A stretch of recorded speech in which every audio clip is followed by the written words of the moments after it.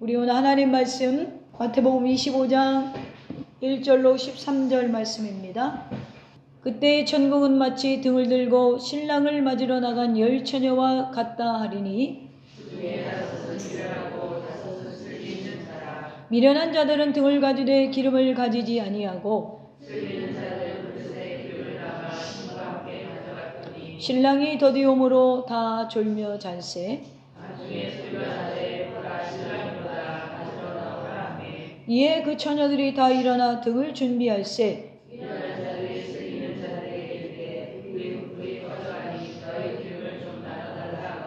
슬기 있는 자들이 대답하여 이르되 우리와 너희 쓰기에 다 부족할까 하노니 차라리 파는 자들이 가서 너희 쓸 것을 사라 하니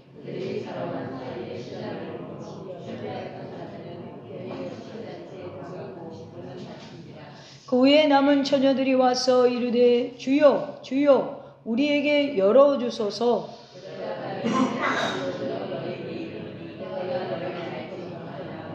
다 같이 합니다. 그런즉 깨어있으라 너희는 그 날과 그때를 알지 못하느니라. 아멘. 할렐루야. 오늘 하나님 말씀의 제목은 이대로 괜찮은가요? 라는 제목으로 저와 여러분이 은혜를 나누겠습니다. 이대로 괜찮은가요? 우리가 이제 2024년에 벌써 한 달이 갔어요.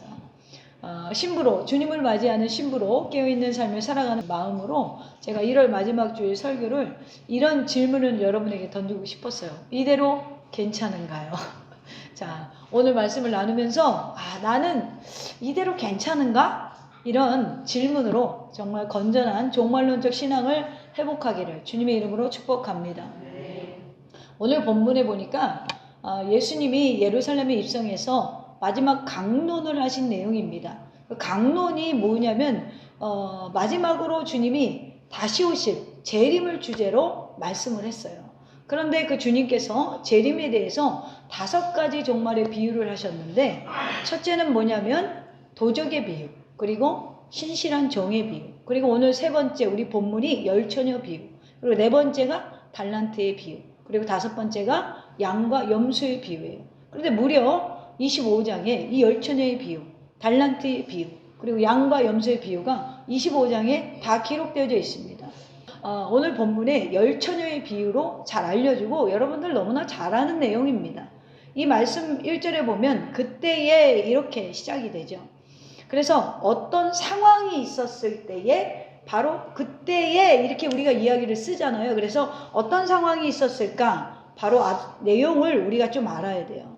그래서 24장 끝부분의 내용을 좀 보면 32절로 35절에 무화과 나무에서 배울 교훈, 그리고 36절에서 44절에 그날과 그 시간은 아무도 모른다 이야기를 하셨고, 45절에서 51절에 신실한 종과 신실하지 못한 종에 대해서 말씀하시면서 특별히 외식하는 자가 받는 벌에 대해서 말씀하셨는데, 주인의 많은 재산을 맡았는데 나쁜 마음을 가진 종이 있었대요. 그는 주님이 늦게 오시는구나 이렇게 생각하고 그 돈으로 동료들을 때리고 술 친구들과 어울려 먹고 마시고 막 이렇게 살았어요. 그래서 주인의 돈을 탕진하면서 살았어요. 그런데 생각지 않은 날에 주인이 오셔서 24장 51절에 보면 어미 때리고 외식하는 자가 받는 벌에 처하리니 거기서 슬퍼 울며 이를 갈리라. 그럼 주님이 생각하는 외식은 뭐예요?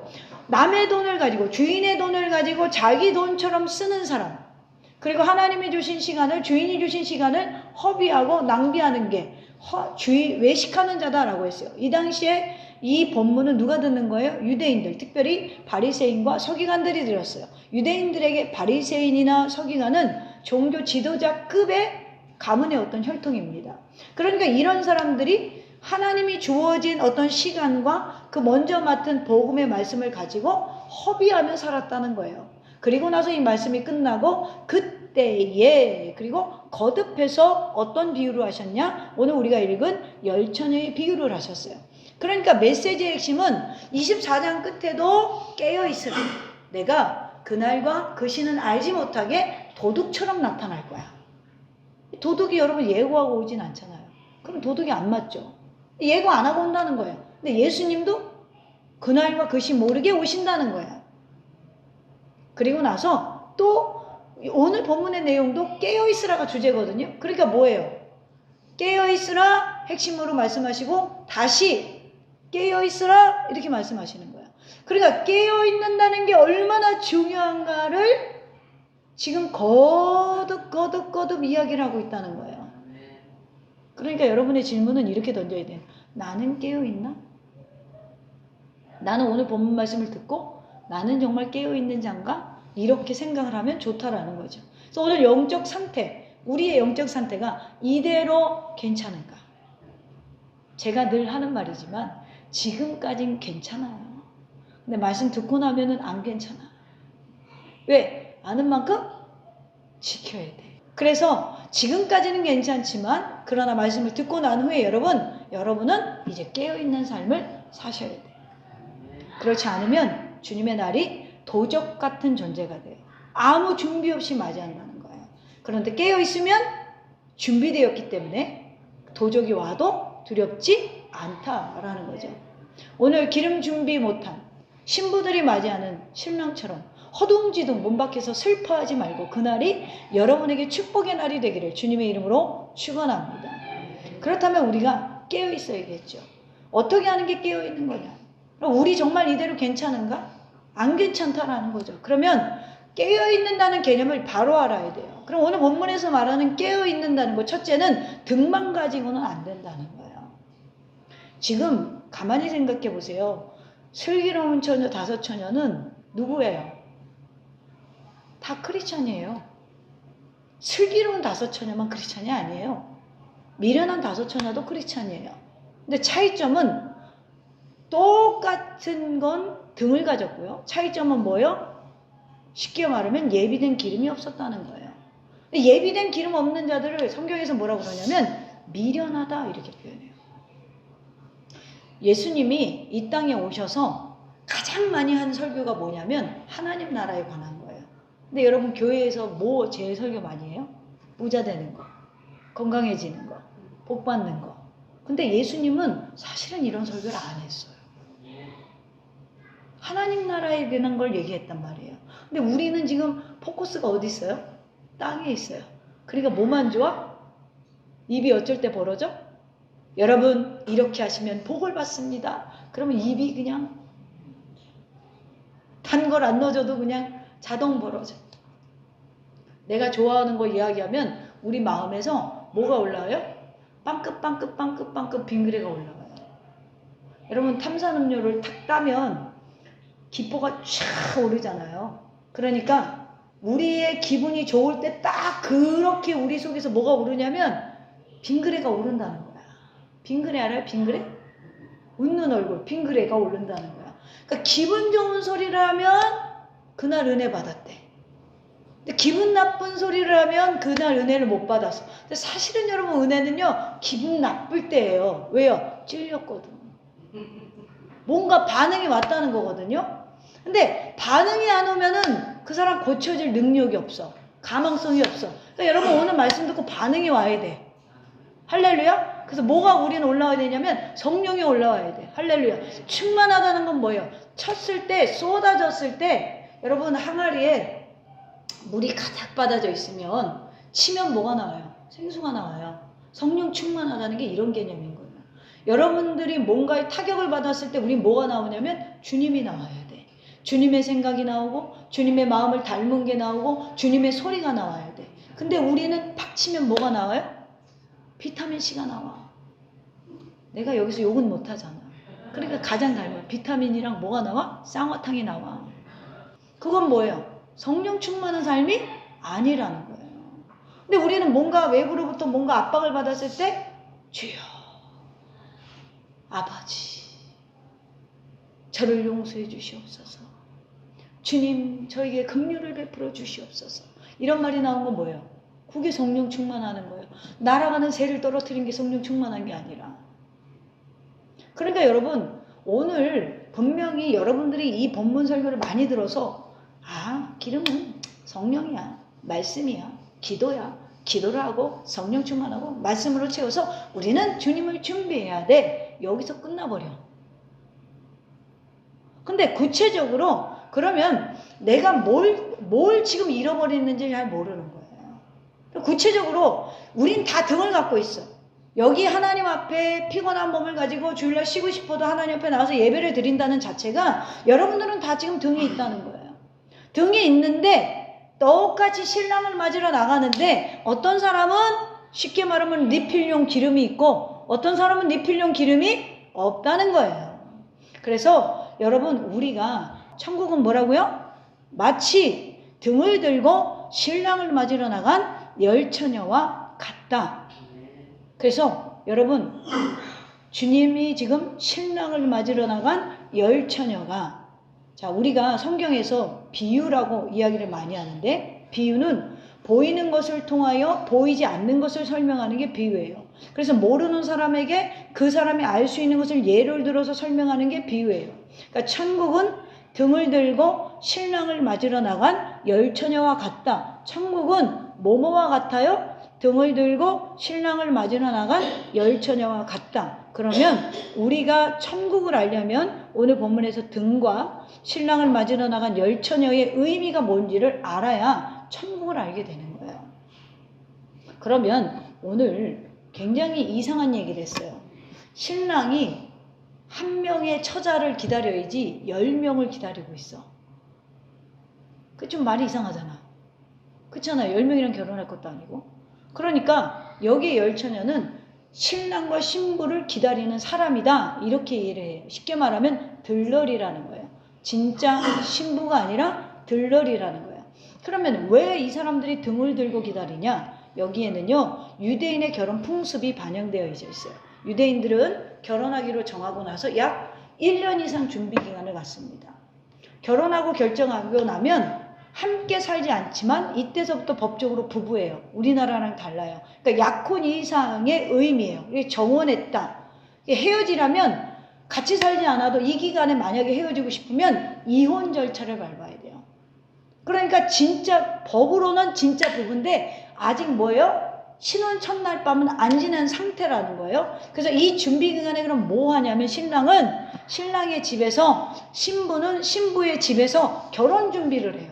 이때부터 결혼 준비하는 거예요. 우리나라는 결혼 준비를 해서 결혼을 하잖아요. 그죠? 근데 이 사람들은 뭐예요? 정혼을 하고 그때서부터 결혼 준비를 하는 거예요. 근데 신부는 신부의 집에서 결혼 난장, 그러니까 신랑을 맞을 준비를 하고요. 신랑은 뭐 하냐? 자신의 아버지의 지도를 받아서 신혼집을 짓기도 하고 신혼집에 살 집을 준비해요. 그러니까 신랑이 하는 일은 뭐냐면 옛부터 집을 마련하는 거예요.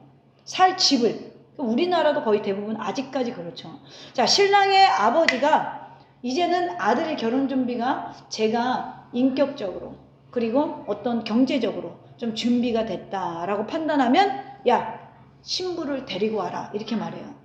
그리고 가장 특이한 점은 유대인들에게 있어서 뭐냐면 결혼식이 신랑의 소관이 아니라 아버지의 결정사항에 있다는 거야. 그래서 그 날과 그때는 결혼 당사자인 아들도 몰라요. 그러니까 예수님이 이 비유를 말씀하실 때 유대인들은 다 알아듣는 거예요. 무슨 얘기인지. 왜요? 결혼 풍습이 그렇기 때문에. 근데 우리는 알아요, 몰라요? 잘 모르니까 본문을 아주 왜곡하는 거예요. 그러니까 원래 유대인들의 결혼은 신랑도 당사자도 몇 날 며칠 결혼할지 몰라요. 갑자기 어느 날 아버지가 와서 야, 너 이만하면 된 것 같아. 그러니까 11월 23일 날 결혼하자. 너 결혼시켜라. 이렇게 얘기하면 그때 신랑이 신부한테 가는 거예요. 그러니까 유대인들에게 있어서 결혼 직전까지의 모든 결정권은 누구에게 있냐면 아버지에게 있어요. 이게 굉장히 성경적이에요. 남자가 여자를 만나서 뭐예요? 결혼을 하면 아버지 품을 떠난다. 이 개념이에요. 그러니까 결혼을 하는 그 직전까지는 누구에게 결정권이 있어요? 부모님에게 있다는 거예요. 그러니까 우리 크리스찬들의 가정교육을 이렇게 하셔야 돼요. 결혼 직전까지는 결정권이 누구에게 있냐면 부모에게 있는 거예요. 이게 가장 성경적인 가족이거든요. 근데 지금 이런 것들이 다 깨져버리잖아요. 왜요? 성경을 모르니까 그러는 거예요. 그러니까 그렇게 못 가르치는 거예요. 어렸을 때부터. 자, 그러면 신랑이 이제 아버지가 야! 가! 신부 데리고 와. 이제 너 결혼해도 되겠어. 그래서 신이 나서 갑니다. 그래서 잠깐 신부 집에 들여서 아주 간략하게 결혼식을 하고 어디로 오냐면 다시 신랑 집으로 와요. 그래서 이 다시 신랑 집으로 와서 잔치가 약 7일 이상 벌어져요.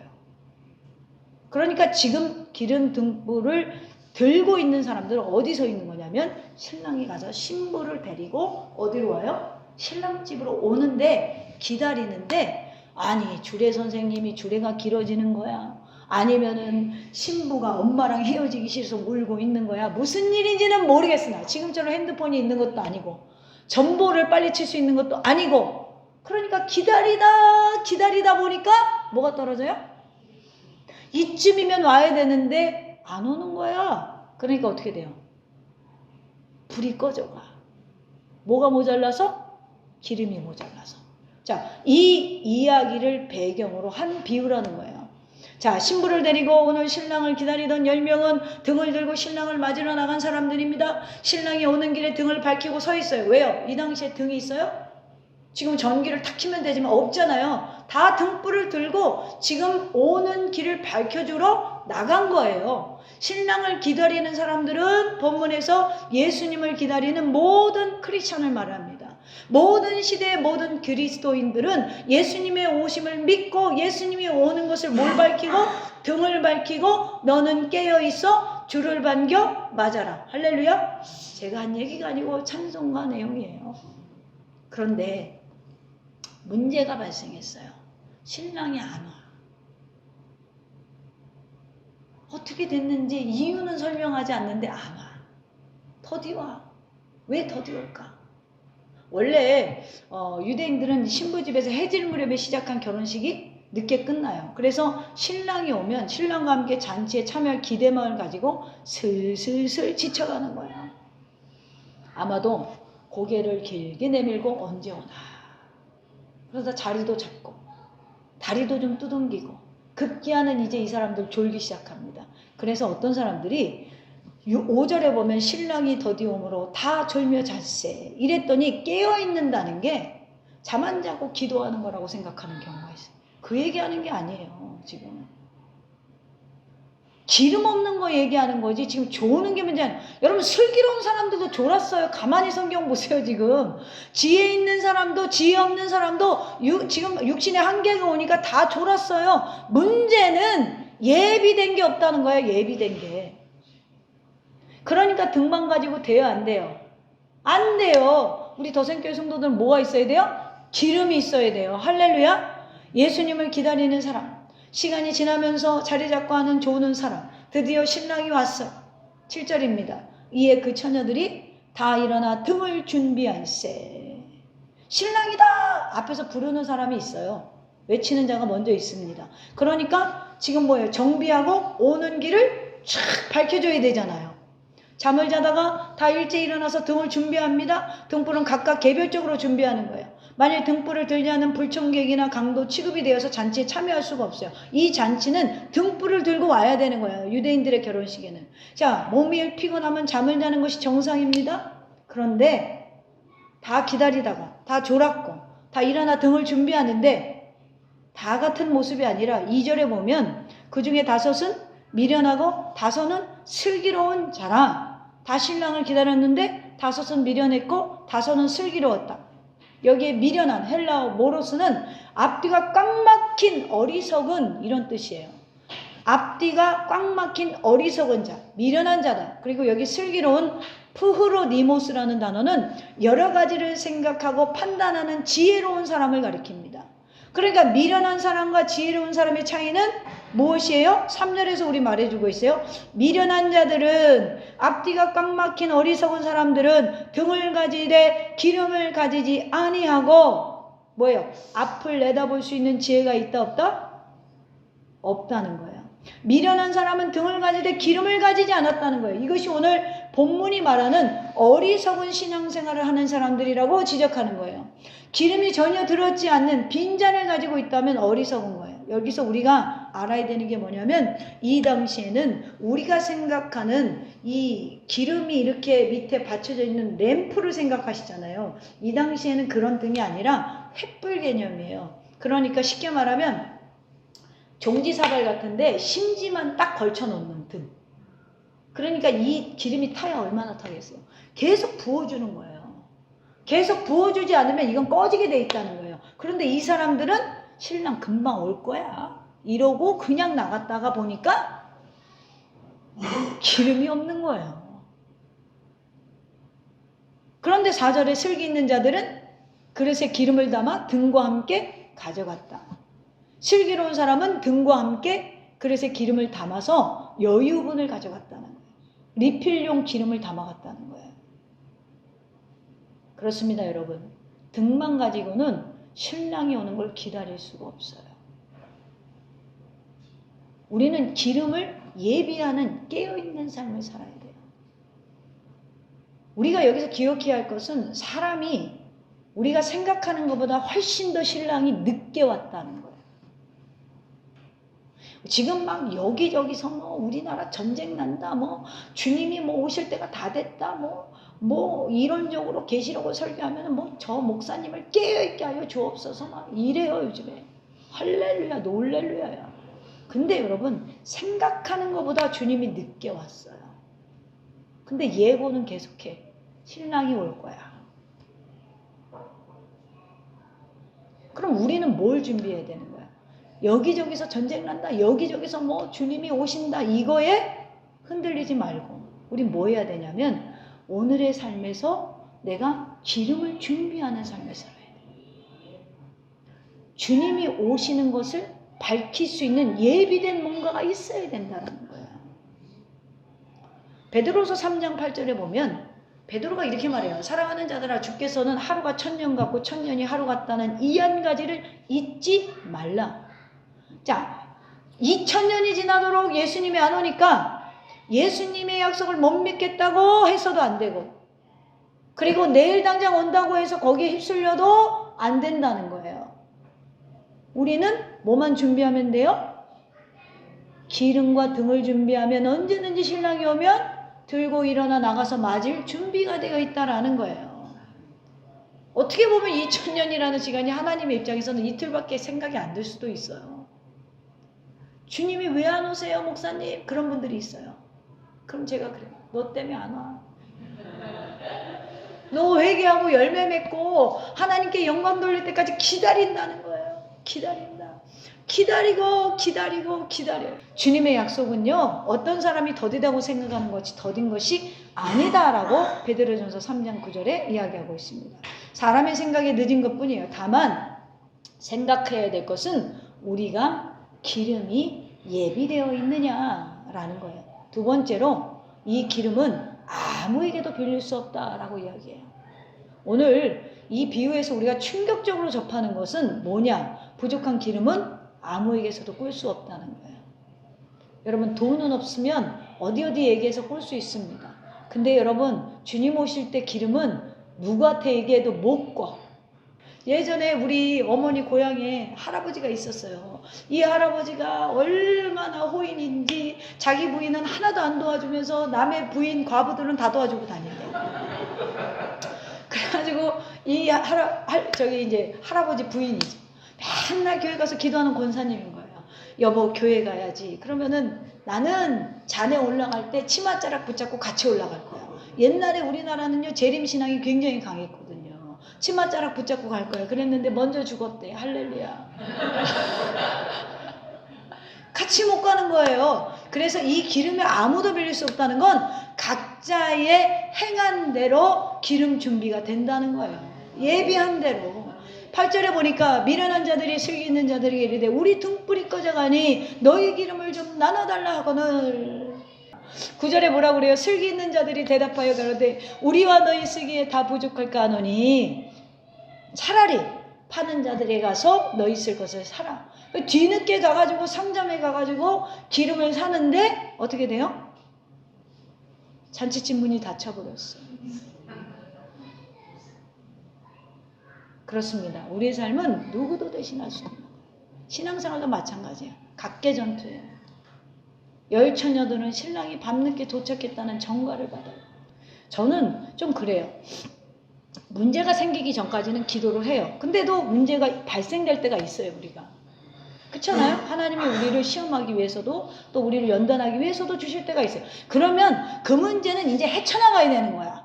뭐 과거에 뭐 네가 그래서 그랬는데 내가 선택을 해서 내가 이 모양이 되어서 그러면 절대 안 되는 거예요. 왜냐면 어땠던 누가 밀어쳤던 뭐 했던 선택은 누가 하냐면 내가 한 거야.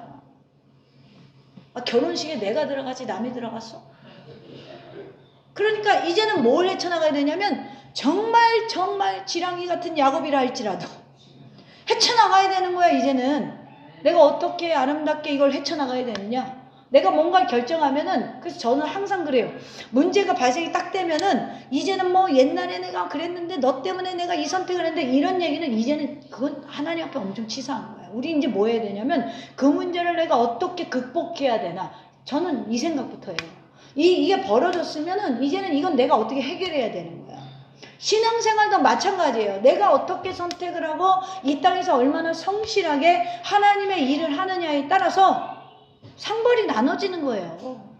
여러분 열처녀들은 신랑이 밤늦게 도착했다는 정가를 똑같이 받아요. 근데 미련한 다섯 처녀는 자신들 등 보니까 기름이 조금밖에 없어. 그래서 다섯 처녀에게 기름 준비한 걸 좀 나눠달라는 거야. 리필을 좀 나한테 덜어줘. 왜냐면 이거 지금 계속 기다리면서 부어야 되거든. 심지가 타지 않게 부어야 되는 거예요. 여기 지금 우리말 성경에는 좀 나눠달라 이렇게 점잖하게 말하는 거지만 원어 성경에 보면 당당한 명령형으로 돼 있어요. 몹시 다급해서 줘! 기름 좀 줘! 이렇게 얘기했다는 거예요. 그러나 얼핏 생각하면 야, 줄 수도 있지만 너 주다가 너와 내가 쓰기에는 부족할 것 같아. 가서 사는 게 낫겠다. 슬기로우니까 슬기롭게 대처를 하는 거야.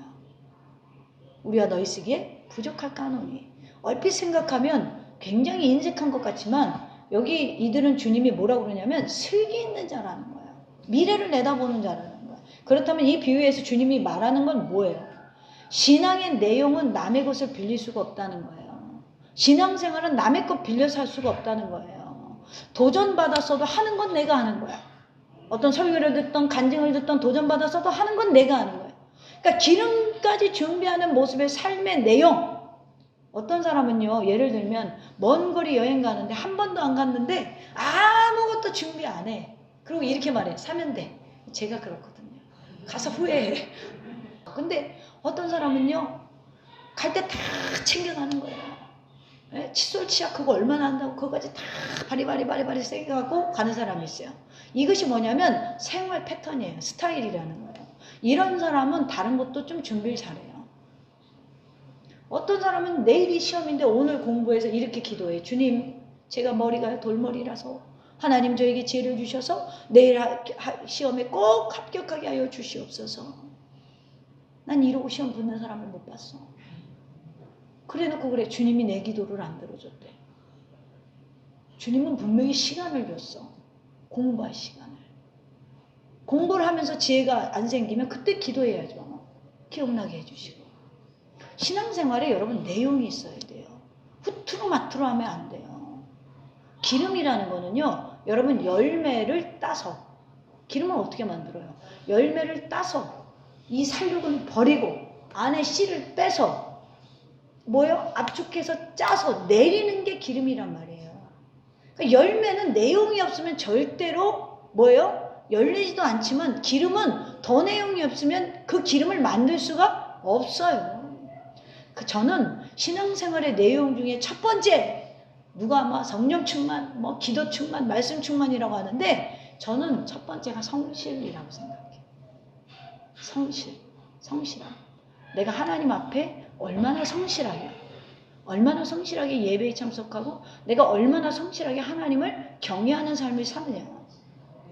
우리가 성경을 보면 하나님이 기뻐하는 일에 다 포커스를 맞췄어. 그래서 막 신명기만 은혜가 충만해. 하라는 것만 열심히 하면 복을 준다라고 생각해. 근데 여러분 가만히 생각해봐요. 여러분들의 집에 있는 배우자나 자녀들이 100가지 속을 뒤집다가 생일날만 잘해. 그럼 용서가 돼요? 아니 톡 까놓고 얘기해봐요. 용서가 돼요? 용서가 안 돼. 평상시 잘해야지. 할렐루야. 여러분 우리가요 하나님이 싫어하는 거는 100가지를 하다가 갑자기 감동이 왔다고 추수감사절에 두툼한 봉투를 내미네? 그럼 하나님 기뻐하실까? 그럼 하나님 기뻐하시겠어요? 물론 하나님이 좋아하는 걸 하는 것도 맞아요. 틀리다는 건 아니에요. 그런데 그보다 우리가 조금 더 깊이 생각해 보면 하나님이 싫어하는 것부터 하지 않으면 돼요. 하나님이 싫어하는 것 다 하면서 하나님이 기뻐하는 것 하나 한다고 내가 다 땜빵이 된다고 생각하는 착각에서 깨어나셔야 돼요. 여러분, 세상에는요, 다른 사람에게 나눠주거나 양도할 수 있는 것이 있는가 하면 양도 불가능한 게 있는데, 오늘 본문의 기름은 양도 불가야. 나눠줄 수가 없어. 여러분, 바로 우리의 믿음과 구원이 나눠줄 수 있는 것이 아니라는 거예요. 그렇습니다. 사람의 구원은요, 지극히 개인적으로 하나님과의 관계 속에서 이루어가져 가는 거예요. 과거 로마 카톨릭이 가르친 가운데 어이없는 게 하나 있어요. 그게 뭐냐면, 여러분이 여러분의 가족을 위해서 바치는 동전이 헌금함에 떨어지는 순간에 연옥에 있던 여러분의 가족의 영혼은 번개처럼 천국으로 튀어 올라간다. 정말 있는 교리였어요. 말하면서 한 사람이 다른 사람의 구원을 대신해 줄 수 있다고 면죄부를 가르쳤어요. 우리 그리스도인들이 명심해야 할 것은 어느 누구도 우리의 출생과 죽음을 대신할 수 없듯이 어느 누구도 우리의 영생을 좌우할 믿음과 성결을 대신할 수 없다라는 거예요. 시카고의 무디 성경학교 총장이었던 조지 스위트 박사는 이런 말을 해요. 하나님에게는 자녀만 있지 손자는 없다. 잘 명심해 들으셔야 돼요. 하나님에게는 자녀만 있지 손자는 없다. 의미심장하죠? 우리는 다 개인적으로 예수 그리스도에 대한 고백을 통해서 우리 개개인이 가는 것입니다. 여러분, 기름은 결코 빌릴 수 없습니다. 세 번째로 우리 본문에서 놓치지 말아야 되는 건 기름 준비하는 기회를 놓치지 말라. 그럼 기름 준비는 언제 하냐? 내가 살아있을 때.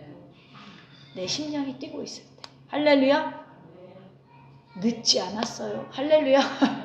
왜요? 가장 늦은 것 같아도 지금이 가장 빠른 시간이죠.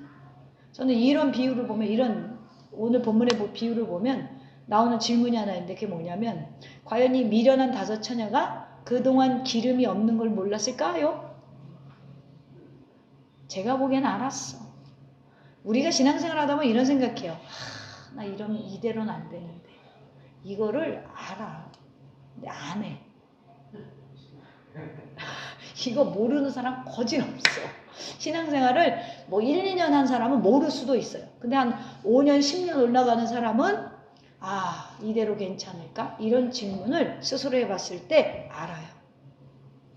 나 더 기도해야 되는데, 나 이렇게 게으르면 안 되는데, 나 오늘 나갔어야 되는데, 나 오늘 예배에 참석해야 되는데, 이런 아쉬움이 늘 있는데 내 삶이 잘 안 바뀌어.